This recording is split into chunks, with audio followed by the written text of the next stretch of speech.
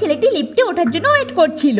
Lift আসতে এসে উঠে পড়ে আর 9th ফ্লোরে যাওয়ার জন্য বাটনে প্রেস করে। 2nd ফ্লোরে 3জন মোটা মোটা লোক লিফটে ওঠে। এরপর 3rd ফ্লোরে আরো 3জন মোটা মোটা মানুষ উঠে আসে। ছেলেটি সবার পেছনে ছিল আর ঘাবড়ে এদিক ওদিক দেখছিল।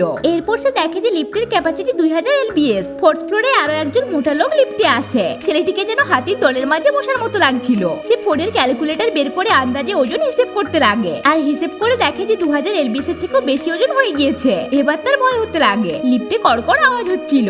আচমকা লিফট সোজা আবার 1st ফ্লোরে নেমে যায়। এরপর আবারও ধীরে ধীরে উঠতে লাগে। 5 নাম্বার ফ্লোরে একটা রোগা ছেলে আসে, কিন্তু সে না উঠে চলে যায়। তার পেছন থেকে আরো একটা মোটা লোক এগিয়ে আসে, যাকে দেখে ছেলেটি আর রিস্ক নেয় না। সে সোজা লিফট থেকে বেরিয়ে যায় আর ভাবে যে এই যাত্রায় সে বেঁচে গিয়েছে। এরপর সে পরে লিফটে উঠতে যায়, যেখানে সবাই মোটামুটি রোগা পাতলাই ছিল। তাই সে মনের খুশিতে উঠে পড়ে, কিন্তু এরপরই সবাই একসাথে কাঁদতে লাগে। ছেলেটি কোনো রকমে জামায় মুখ ঢেকে রাখে। ওই লোকগুলো সবাই 7th ফ্লোরে নেমে যায়। তখনই ছেলেটি দেখে যে তারা আসলে সোয়াইন ফ্লু ট্রিটমেন্টের জন্য যাচ্ছিল, যেটা একটা ভাইরাস রোগ। মানে সে এই লিফটে উঠে আরো ফেসেছে। তাই সবসময় সিঁড়ি ব্যবহার করেই ভালো।